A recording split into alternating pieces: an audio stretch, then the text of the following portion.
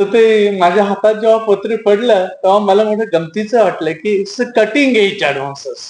हे cutting edge काय प्रकरण आहे नेमका? तर बेसिकली आता आपल्या सर्वांना माहिती आहे की हा नोन मेश असण्याचा टाइम आहे, इनोव्हेशन असण्याचा टाइम आहे. आपल्या सर्वांना माहिती आहे की एखाद्याच्या कंठावर आपण तलवारीची धार ठेवली तर धार ठेवल्यानंतर त्याला काही ना काहीतरी रिॲक्शन द्यावी लागेल ना. रिॲक्शन देऊन तर चालणार नाही. आणि रिॲक्शन अर्थातच प्रोटेक्शन मध्ये द्यावी लागेल. आपण वाचलं पाहिजे यासाठी द्यावी लागेल. कारण तलवार जर का आपण इथे कंठावर ठेवली तर इथली कातडी कट झाली का त्याच्या इमिडिएट खाली ट्रकिया असते. आणि ट्रकियाला जरा जरी छेद गेला तर मग आपल्या सर्वांना माहिती आहे की ट्रकियामधनं हवा गेली की माणसाची हवा गेलीच म्हणून समजा. आपण सुद्धा आता basically we are living in the age of science and technology. माझी तर अशी धारणा आहे आणि आपल्या सर्वांची अशी धारणा आहे की सारा मानव जातीचा प्रवास अज्ञानाकडून ज्ञानाकडे, ज्ञानाकडून विज्ञानाकडे, विज्ञानाकडून तंत्रज्ञानाकडे झाला. आणि आपण आता सर्वजण we are living in the age of science and technology hand in hand. दोन्ही गोष्टी एकमेकाबरोबर डेव्हलप होत आहेत. आणि आता मग कटिंग एज ऍडव्हान्सेस काय आहेत हा आपल्या चर्चासत्राचा विषय आहे. केवढा नॉव्हल विषय आपण निवडलेला. कटिंग एज सायन्सेस मध्ये किंवा कटिंग एज रिसर्च मध्ये अगोदर तर नॉव्हल्टी पाहिजे. पण आपण मुळी चर्चेसाठी निवडलेला जो विषय आहे, जी धारणा आहे तीच एवढी नॉव्हल आहे की याच्या माध्यमातून विद्यार्थ्यांना नक्की काही ना काहीतरी मिळणार आहे. डॉक्टर पंडित सागर सर यांनी जेव्हा आम्ही नव्यानेच लेक्चरर झालेलो होतो तेव्हा त्यांनी विज्ञान उवीबद्ध केलं. आपण आज ज्ञानेश्वराची ती मूर्ती आम्हाला दिली. तो असा एक माणूस आहे की ज्यांनी कटिंग एज रिव्होल्युशनला तो सामोरं गेला. केवढी समर्पक ती मूर्ती. जेव्हा ज्ञानाची मक्तेदारी विशिष्ट वर्गानेच आपल्या जवळ ठेवली त्यावेळेला की असा एक माणूस, काही कारण नव्हतं अंगावर घ्यायचं कोणाला, तरी पण ते ज्ञान त्यांनी सामान्य माणसाच्या भाषेमध्ये सांगण्यासाठी प्रयत्न केला पहा. आणि त्याच्यातनं ज्ञानाची एक नवी क्रांती झाली. मला असं वाटतं की अज्ञानाचा अंधकार दूर झाला आणि ज्ञानाचा प्रकाश पडला. पण तो एक कटिंग एज इव्हेंटच होता. तुम्हाला सांगतो त्यांना त्याच्यातनं काय काय त्रास झाला ते आपण आता सर्वांनी वाचलेलं आहे. त्यांनी ज्ञान उभीबद्ध केलं. त्यांनी जे ज्ञान उभीबद्ध केलं ते त्या काळाशी सुसंगत होतं. पण आजच्या काळाचं सुसंगत ओवीबद्ध ज्ञान तिकडे पाश्चिमात्यांच्या जगतामध्ये हेलेनिस्टिक आणि सेमॅटिक असे दोन लॅटिनाइज लोकांचे त्यांच्या वाङ्मयाचे जे प्रवाह आहेत त्या प्रवाहातील जे विचारवंत होते त्या विचारवंताचा जो वैज्ञानिक दृष्टिकोन होता आणि ज्यामुळे पाश्चिमात्य राष्ट्र थोडेसे आपल्या पुढे जाऊ शकले त्याबद्दल सरांनी जे विज्ञान उभीबद्ध केलं ते त्यांचं विज्ञान उभीबद्ध करणं ही एका अर्थाने आजच्या घटकेला विज्ञान तर सर्वांना समजलं पाहिजे आणि ते सामान्य माणसाच्या भाषेमध्ये त्यांनी ओवीबद्ध केलं. तो सुद्धा एक कटिंग एज इनोव्हेशन होतं असं म्हटलं तर फारसं काही वावगं ठरू नये. ते तसं झालेलंच आहे. ते वाचून ते समजावून घेऊन आपल्या सर्वांना एक पाऊल पुढे टाकता आलेलं आहे. आपण आता ज्या ऍडव्हान्समेंटचा विचार करतो तर बेसिकली आजची परिस्थिती अशी आहे की आपल्याला सर्वांना माहिती आहे की सोशल सायन्सेस मध्ये काही रिव्होल्युशन झाले आणि प्युअर सायन्सेस मध्ये काही रिव्होल्युशन झाले. वाफेचा शोध लागला, एक रिव्होल्युशन झालं, मोठी क्रांती झाली जे काम आतापर्यंत बायोलॉजिकल एनर्जी ज्याच्यासाठी गरजेची होती त्याच्याऐवजी मेकॅनिकल एनर्जी आपण वाफेच्या शोधाने कन्वर्ट करू शकतो. वाफेचा शोध लागून आणखी 100-125 वर्ष गेलंय तोपर्यंत इलेक्ट्रिकचा शोध लागला आणि त्याला नवे आयाम निर्माण झाले. इंडस्ट्रियल रिव्होल्युशनला दुसरं इंडस्ट्रियल रिव्होल्युशन झालं. इलेक्ट्रिकचा शोध लागल्यानंतर खूप वर्ष आपण त्या एरियामध्ये काम केलं तोपर्यंत इलेक्ट्रॉनिक्सचा शोध लागला. एक इलेक्ट्रॉनिक्स जगत आलं बरोबर एक डिजिटल डिव्हाइड निर्माण झाला. तिसरं रिव्होल्युशन झालं आणि आता तर परिस्थिती अशी आहे की चौथं रिव्होल्युशनही झालेलं आहे. ते चौथं रिव्होल्युशन झालं ते गणन करण्याच्या मेथड्स मध्ये.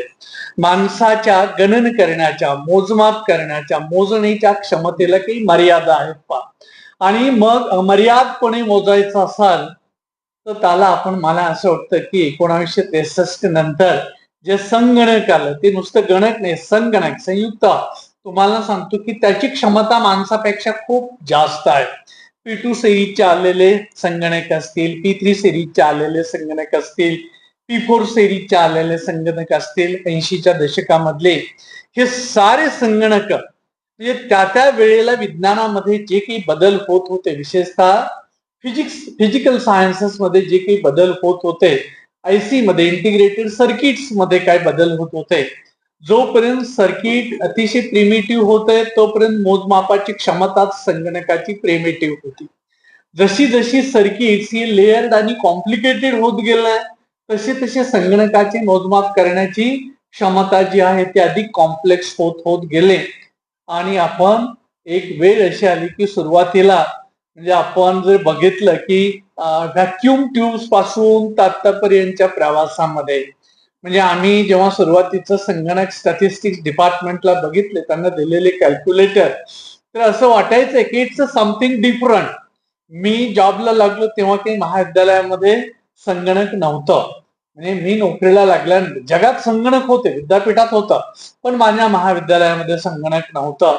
मग त्यातली त्यात अतर्क्य म्हणजे मनाला अधिक भुरळ घालल अशी बाब जी होती ती स्टॅट या विभागामध्ये असणारी कॅल्क्युलेटर्सची होती पा. आणि मोठं आश्चर्य वाटायचं. पुढे डिजिटल कॅल्क्युलेटर आल्यानंतर आणखी आश्चर्य वाटलं. आणि मग आश्चर्य वाटण्याची प्रक्रिया बोथट झाली, कारण नवं रिव्होल्युशन येत होतं डिजिटायझेशनचं. आणि त्या डिजिटायझेशनच्या रिव्होल्युशन मध्ये जे काही ऍडव्हान्समेंट झाले ते सारे कटिंग एज ऍडव्हान्समेंट होते त्या कालखंडामध्ये. हे संगणक जोपर्यंत मोजमाप करत होतं, त्याने ज्ञानाच्या कक्षा एवढा रुंदावला की ज्ञानाचा स्फोट झाला, महाविस्फोट झाला. म्हणजे एकदा बिग बँग झालं तसं नॉलेजचं बिग बँग झालं.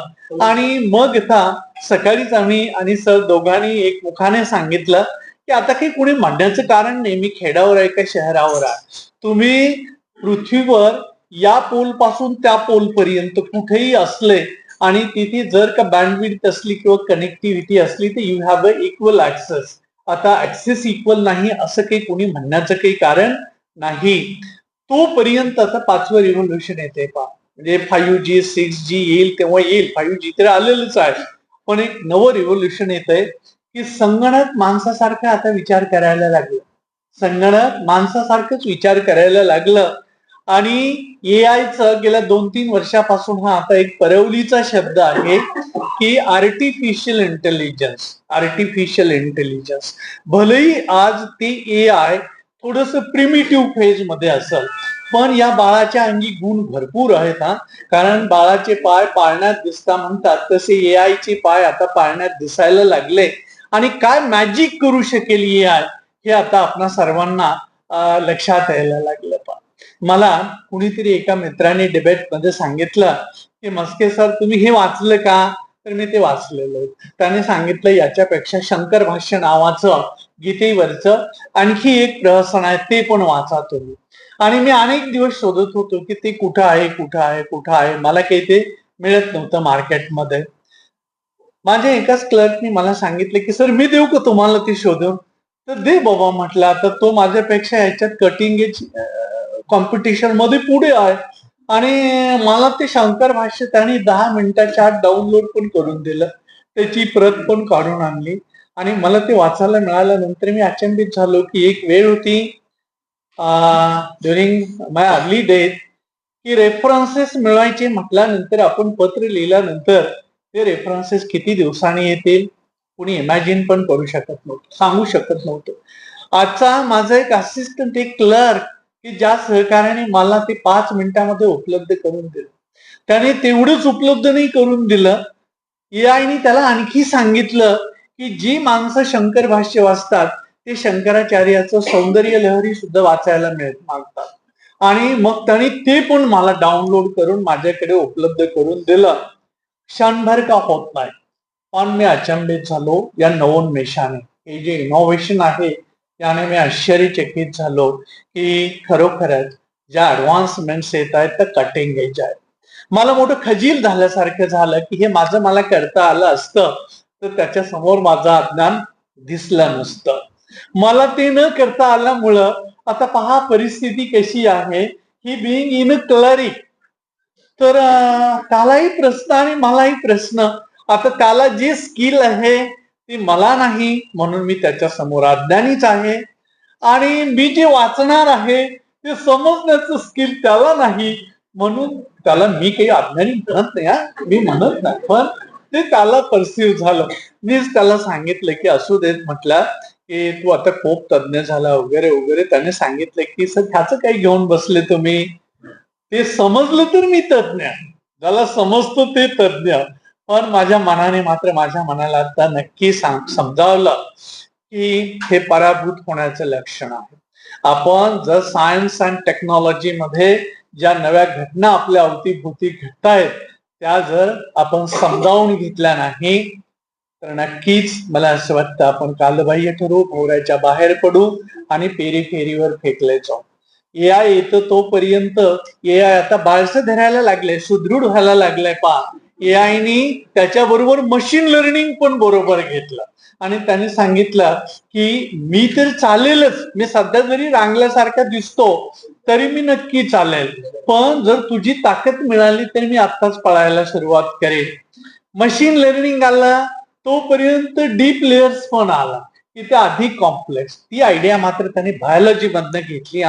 बेसिकली आता मस्के सर इथं आपणाशी बोलतायत, संवाद साधतायत, पण मनामध्ये एक विचार नाही, शेकडो विचार चालू आहेत. मी इथे बोलत असताना सुद्धा मला एकदा माझं सावरगाव आठवलं, तुम्हाला सांगतो. तरी पण मी काही असंबंध नाही ना बोललो तुमच्याशी, याच विषयावर बोललो. सावरगावला काय चाललंय ह्याचं काही माझा गोंधळ झाला का नाही. हे का होत नाही तर माझ्या ब्रेन मध्ये जे न्यूरल नेटवर्क आहे ते एवढं स्ट्रॉंग आहे की मला त्याचं कंपार्टमेंटलायझेशन माहिती आहे की कुठलं कंपार्टमेंट पब्लिकली ओपन करायचं, कुठलं कंपार्टमेंट मनातली मनातच चालू द्यायचं, याची मला कल्पना आहे. माझं जे बायोलॉजिकल न्यूरल नेटवर्क आहे हे एवढं मोठं आहे, ते जसं एक दुसऱ्याला, दुसरा तिसऱ्याला, तिसरा चौथ्याला जे काही मेसेज देतो त्याच मेसेजिंगचं प्रिन्सिपल वापरून we now have a artificial neural network. आणि या साऱ्याच्या माध्यमातून संगणकाच्या युगामध्ये जी काही क्रांती होती आणि आपण ज्या ज्या डिपार्टमेंटनी याच्यामध्ये सहभाग घेऊन ह्या चर्चासत्राचं आयोजन केलं त्यांचं मी मनापासून कौतुक करतो, त्यांचं अभिनंदन करतो की आपण खूप चांगल्या विषयावर. ते कटिंग एज ऍडव्हान्समेंट्स ज्या आहेत त्याच्यामध्ये नक्कीच मला असं वाटतं की आता एक अशी वेळ आहे की अपॉन टाइम, म्हणजे मी जेव्हा विद्यार्थी होतो it was a time for a divergence. म्हणजे आम्ही आता झुलॉजीचे विद्यार्थी होतो, मी I used to study zoology, मी माझ्या विज्ञानाचा अभ्यास केला. मग त्याच्यामध्ये क्रमाक्रमाने I used to study morphology, anatomy, physiology, cell biology, आणि मग सेल कशी काम करते, शरीर कसं काम करतं. तेव्हा एक स्लोगन आलेला होता, आय डू रिमेंबर. माझे एक शिक्षक होते कुरणावळ नावाचे सर, ते सांगायचे की life will not be mystery, it will be a chemistry. ते विल म्हणायच्या, पण पुढे 10 वर्षात अशी सिच्युएशन झाले की now life is not mystery, it's all chemistry. ही गोष्ट खरी आहे की आपलं शरीर कसं काम करतं हे आता विज्ञानाला समजलेलं आहे. आणि नुसतं समजलं नाही तर ते आहे कसं हे सुद्धा समजलं. By the it was a dream. म्हणजे मी जेव्हा जेनेटिक्स क्लासरूम मध्ये शिकलो तर क्लासरूम मध्ये जेनेटिक्स शिकत असताना फिनोटाईप, जिनोटाईप ह्या फक्त कागदावरच्या संकल्पना होत्या. पण क्रेग व्हेंटर नावाच्या सायंटिस्टने प्रत्येकाला सांगितलं, मस्के सर तुमचे डोळे असे आहेत का, ते असे काय, त्याचं एक लॉजिक आहे. तुमचे कान असे आहेत का, ते कान असे काय, याचं एक लॉजिक आहे. तुमची नखं चांगली नाहीत का, ते न असण्याचं पण एक लॉजिक आहे. आणि ते तुमच्या जेनेटिक मेकअप मध्ये आहे, डी म्हणजे जिनोटाईप मध्ये आहे. मग असं वाटायचं की अरे की आपलं नेमकं मेकअप कसं आहे हे एका वहीमध्ये नोटबुक मध्ये लिहिता येईल का, तर ते नोटबुक मध्ये काही लिहिता येणार नव्हतं.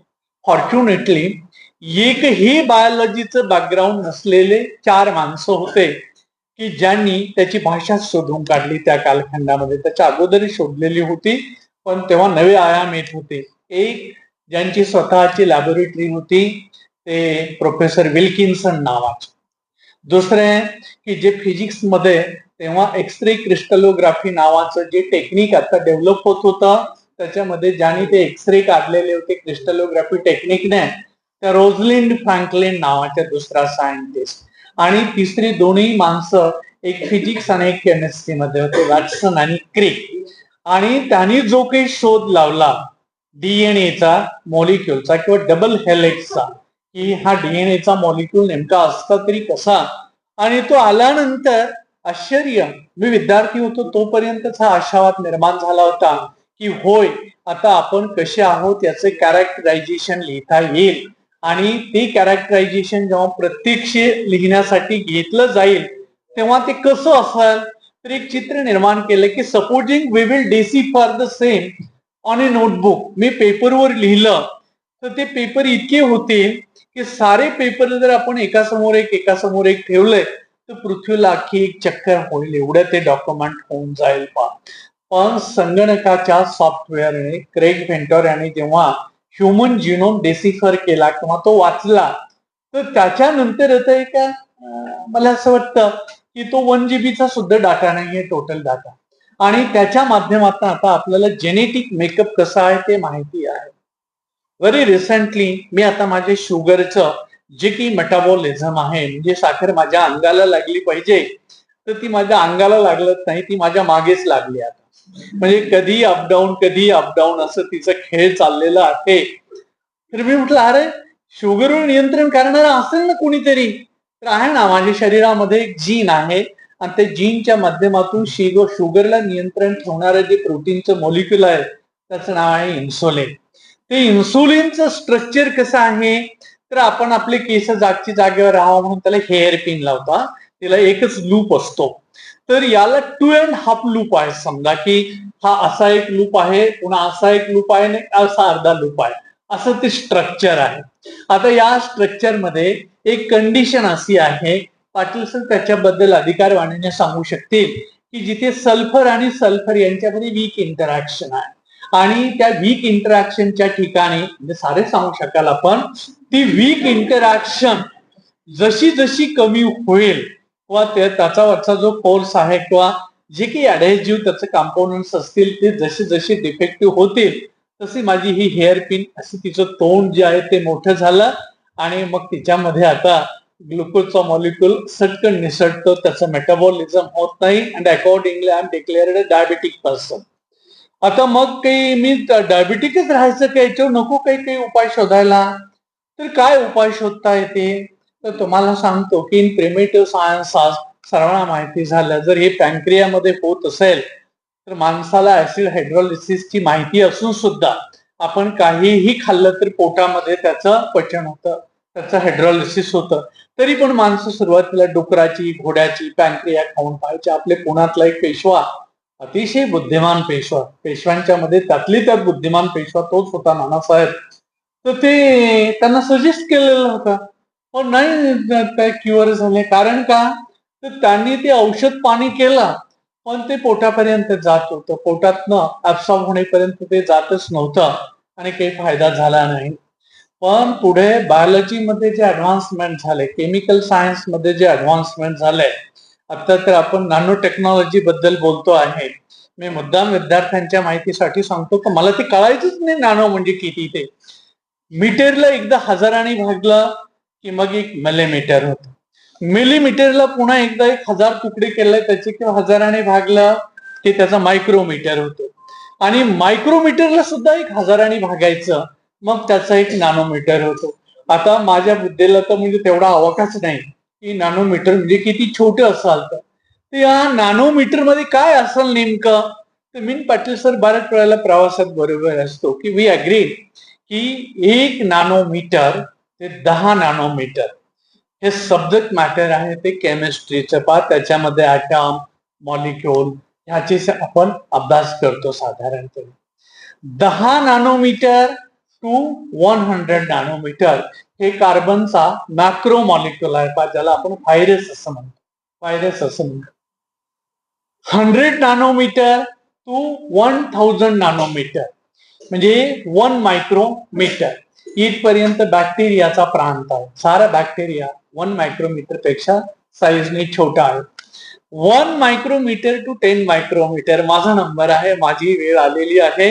It's a subject matter of animal cell. Animal सेलची ती साईज आहे. आणि 100 micrometer to 1000 micro 10 micrometer to 100 micrometer याच्यामध्ये प्लांट सेल्स आहेत. आपण एवढ्या सूक्ष्म बाबीवर आता गेलेलो आहे. आणि एवढ्या सूक्ष्म बाबी लक्षात आल्यानंतर मधल्या काळामध्ये advances in chemistry and physics यांनी अशी एक कात्री निर्माण केली की ज्या कात्रीच्या माध्यमातून बॅक्टेरियाचा जो डीएनए आहे तो आता आपल्याला कट करता येतो. बॅक्टेरियाचा डीएनए कट करता येतो आणि त्या कट केलेल्या डीएनएच्या जागी कपटीपणाने नव्हे साळसूदपणे माझा जो इन्सुलिनचा डीएनए आहे तो डीएनए आपण टाकून द्यायचा. पहा तिथं बॅक्टेरिया इमॉर्टल आहे. She never dies. तिचं डायजेशन होतं पण तिला नैसर्गिक मरण नाही. पहा ती सारखी रिप्लिका करत राहते स्वतःची. आणि मग जोपर्यंत बॅक्टेरिया जगत राहील तोपर्यंत त्याच्यातनं इन्सुलिन सिक्रीट होतं. म्हणून जगभर जेवढे डायबेटिक लोक आहेत त्यांनी इतकं पण काही घाबरण्याचं कारण नाही. डायबेटिक झालं म्हणून काय झालं, इन्सुलिनचा जर प्रॉपर डोस घेतला तर मला माहिती काही होणार नाही आहे. ते हा कॉन्फिडन्स कशाच्या माध्यमातून आला? It's only because of a innovation in modern sciences. त्याच्या माध्यमातून हा इनोव्हेशन आला. आता मी जे इन्सुलिन घेतो अद्याप घेत नाही पण घ्यावं लागेल ना केव्हा ना केव्हा तरी. टाइम टेबल फिक्स आहे त्याचं. तर मी जे इन्सुलिन घेईल ते आर्बिट्ररी आहे ना. तेवढं मला पाहिजे का न पाहिजे हे तर काही मला सांगता येत नाही. मला अशी सोय पाहिजे होती की जेव्हा माझ्या शरीरामध्ये खरोखर शुगर 120 मिलीग्रामच्या पुढे जाईल तेव्हाच मला ते इन्सुलिन पाहिजे, अदरवाईज नको. लगेच अर्बुस सर मदतीला आलंय. त्यांचे जे नॅनो पार्टिकल्स आहेत, जे नॅनो मटेरियल आहे, त्या नॅनो मटेरियलच्या माध्यमातून त्यांनी एक सेन्सर माझ्या इन्सुलिनला जोडून दिला. पहा आणि मोलिक्यूल ऑफ ॲलिसिन.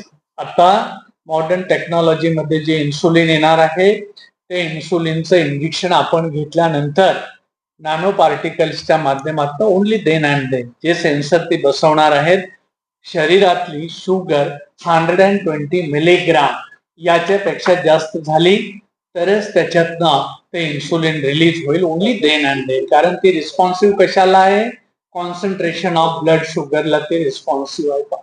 एक ना अनेक घटना. आणि मला तर आता सध्या 3 क्षेत्र एवढे इमर्जिंग वाटत आहेत, ऍडव्हान्स असणारे वाटत आहेत. त्याच्यामध्ये एक क्षेत्र आहे ते ऑफकोर्स नॅनो टेक्नॉलॉजीचं. नॅनो टेक्नॉलॉजीच्या माध्यमातून ही काही कवी कल्पना नाही, हे वास्तव आहे की आपण जे नॅनो पार्टिकल्स निर्माण करतो त्या नॅनो पार्टिकल्सच्या माध्यमातून कितीतरी एरियामध्ये आमूलाग्र असे बदल संभवतात. हेल्थ केअर मध्ये काही बदल होते ते आपण आता सर्वांना आपण कुठे ना कुठेतरी वाचतोय पाहतोय.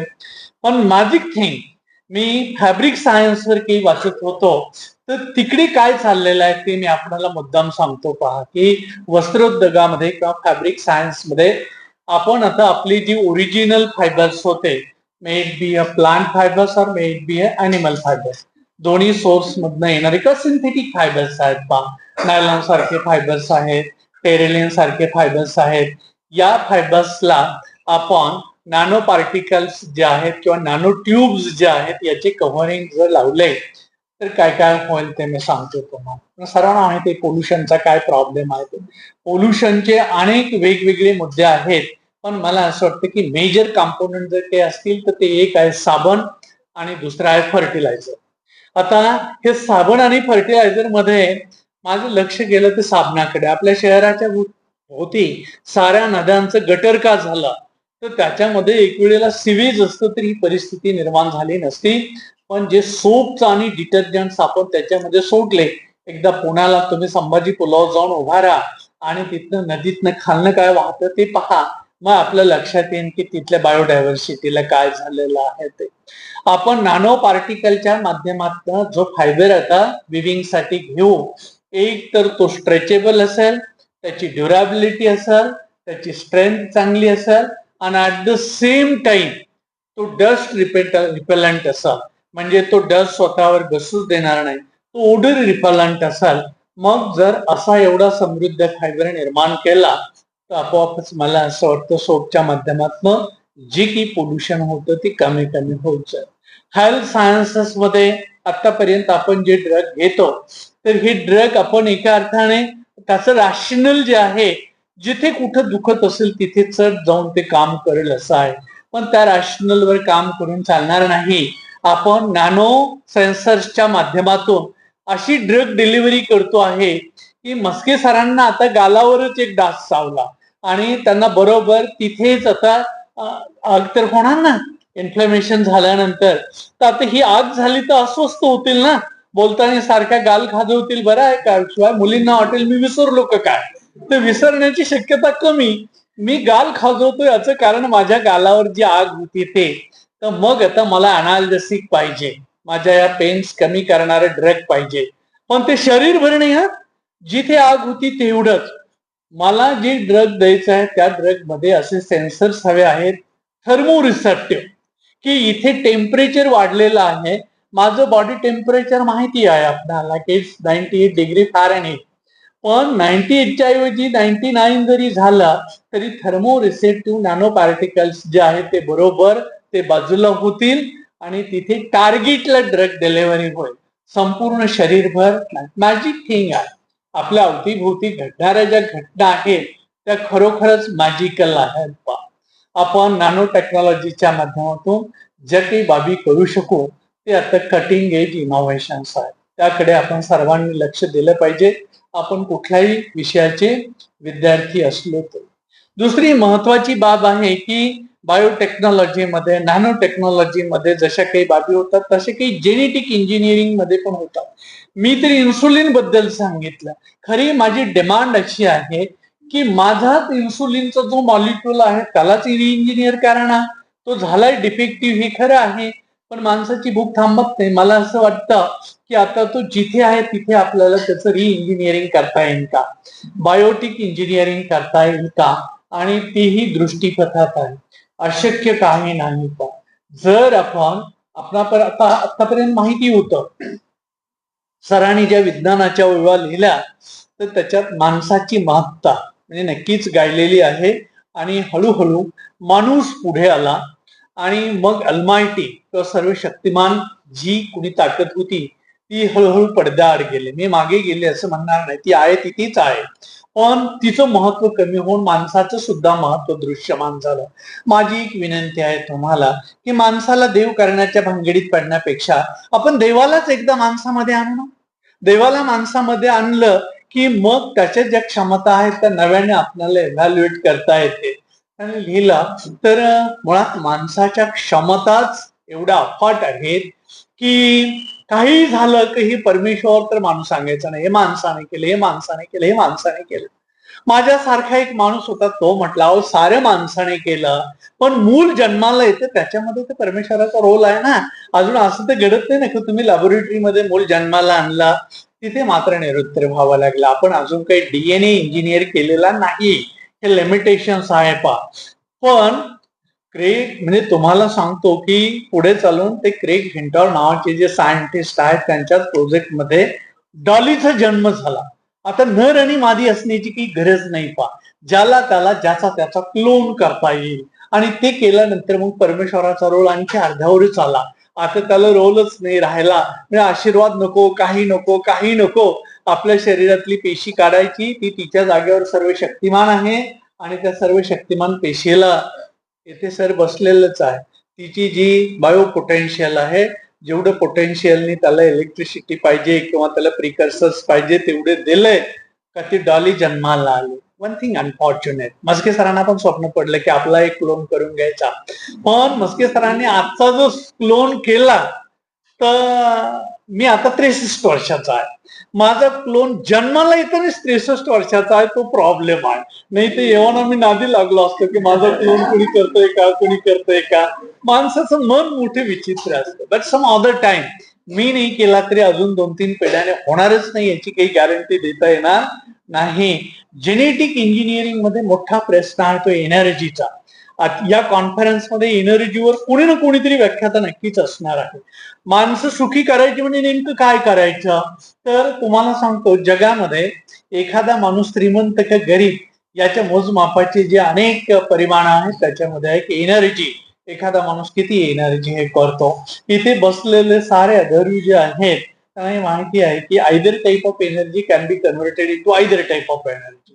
एकदा थर्मल एनर्जी असली, आपण जे अन्न खातो ती एका अर्थाने थर्मल एनर्जीच असते. एटीपी मध्ये थर्मल एनर्जीचं रूपांतर इलेक्ट्रिकल एनर्जीमध्ये, इलेक्ट्रिकल एनर्जीचं रूपांतर मला असं वाटतं मेकॅनिकल इंजिनिअरिंग मध्ये, साऊंड एनर्जी मध्ये, आयदर वे त्याचं इंटर कन्व्हर्टिबल आहे हे सारं.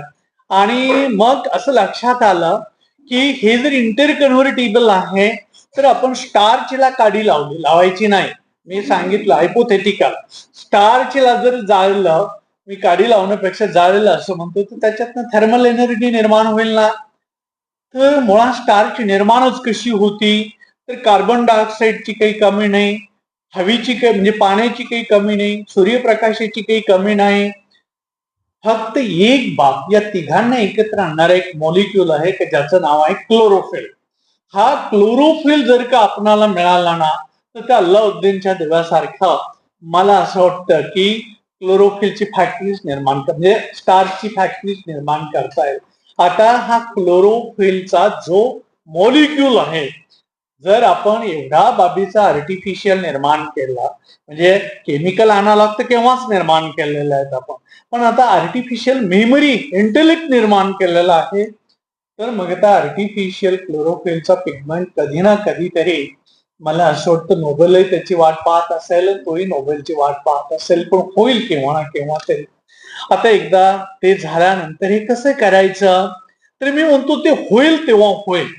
ऍज ऑफ नाऊ काय शक्य आहे आपणाला एनर्जीसाठी, तर जे बॉटनीचे विद्यार्थी आहेत त्यांना माहिती आहे की सर्वात एफिशियंट क्लोरोफिलचा मॉलिक्यूल आहे तो अल्गी मध्ये आहे. समुद्रामधली अल्गी असेल किंवा फ्रेश वॉटर मधली अल्गी असेल. आता त्या अल्गी मधला जो काही क्लोरोफिलचा पिगमेंट आहे तो आपण, मी तुम्हाला सांगितलं की now we have a scissors to cut the DNA. म्हणजे मी लायगेजेस, पॉलिमरेजेस हे शब्द तुम्ही ऐकलेले असतील बायोलॉजीच्या विद्यार्थ्यांनी. तर आपण समजा हे लायगेजेस आणि पॉलिमरेजेस यांच्या माध्यमातून तो क्लोरोफिलचा पिगमेंट घेतला आणि तो जर अँजिओस्पर्म मध्ये, फ्लॉवरिंग प्लांट मध्ये टाकला, आपण त्यात यशस्वी झालो, तर आता आपला जो की क्रॉप पॅटर्न आहे किंवा आता आपली जी काही प्रॉडक्टिव्हिटी आहे, तर ही प्रॉडक्टिव्हिटी मेनी फोल्ड, काही पटीमध्ये वाढणार आहे पा. आणि कशाच्या माध्यमातून शक्य होणार आहे, तर हे सगळं शक्य होणार आहे जेनेटिक इंजिनिअरिंगच्या माध्यमातून. जेनेटिक इंजिनिअरिंगच्या माध्यमातून या वर्गामध्ये, आता माझं हे क्लेम थोडंसं बरोबर होणार नाही, जे मुलं आणि मुली विषयी मध्ये आहेत त्यांना बिचारांना कशाला वाटेल आता आम्ही रिज्युव्हेनेट व्हावं, ते म्हणतील आम्ही आहेत अशीच राहणं बरं आहे. पण आम्ही काही जण असे आहेत की ज्यांना एज रिव्हर्सल करायचा. मस्के सरांना जर कोणी सांगितलं की उद्या पुन्हा 40शीत जाण्याची स्कीम आहे, काय करता, 100% जाणारे रिज्युव्हेनेशन कडे. मी तर जाईन, पण ज्यांच्यामुळे माझ्या अज्ञानाचा पडदा झाला अशा माझ्या साऱ्या शिक्षकांना पुन्हा एकदा रिज्युव्हेनेट करण्याचा मी प्रयत्न करत, त्याच्यामध्ये सर पण बसलेले आहे. तुम्हाला सांगतो की अरे हे असे आत्म आहेत की ज्यांच्यासाठी काहीही करावंसं वाटेल पा, की करता येणं ते शक्य आहे. हे कशाच्या माध्यमातून शक्य होणार आहे, तर हे शक्य होणार आहे जेनेटिक इंजिनिअरिंगच्या माध्यमातून. अँड ऑन दॅट लाईन भरपूर काम होत आहे पा. आता हे सारं करत असताना मी माझं शेवटचं कन्क्लुजन सांगतो तुम्हाला. Once upon a time it was a time for divergence. Botany आणि झुलॉजीचे विद्यार्थी एकमेकाशी बोलायचे सुद्धा नाही टीवायला असताना. केमिस्ट्री आणि फिजिक्स मध्ये more or less same condition होती. मॅथमॅटिक्सचा त्यांचा एक वेगळा ताणाबाणा होता, त्यांचं स्टॅटचं काय चाललेलं होतं आम्हाला काही माहिती नाही. कॉलेजमध्ये, हा विद्यापीठामध्ये नसतं असं वातावरण, तिथे कोणाचं कोणाला घेणं देणं नसतं, पण इकडे होतं. पण हळूहळू मी सरेंडर झालो केमिस्ट्रीच्या लोकांना. मला माहिती आहे मला जर झुलॉजी करायचं असेल, मला जर झुलॉजी मध्ये काही गती निर्माण करायची असेल, तर मी झुलॉजी शिकवतो म्हणजे झुलॉजीचे केमिस्ट्री शिकवतो. Same is the thing with Malpure. त्यांना आणि मला दोघांनाही आमच्या सायन्सेस मध्ये काम करत असताना 100% केमिस्ट्री शिकवावी लागते त्याची, तरच आम्ही वर्गामध्ये कटिंग एजेस बरोबर राहतो. नाहीतर मी आता जुनीच मार्फॉलॉजी शिकवली तर कोण वर्गात ऐकणार नाही आपलं. जर कटिंग एजेस बरोबर राहायचं असेल, ऍडव्हान्सेस बरोबर राहायचं असेल तर आपल्याला आता डीएनए शिकावं लागेल आणि डीएनए केमिस्ट्री शिवाय शिकवता येणार नाही. त्याचा शोध पण केमिस्ट्री फिजिक्स त्यांच्याशिवाय लागला नाही. म्हणून आम्ही सारे केमिस्ट्री शिकवतो. केमिस्ट्री वाल्याबद्दल मी थोडं बोलतो. To learn chemistry, to teach chemistry is to teach physics.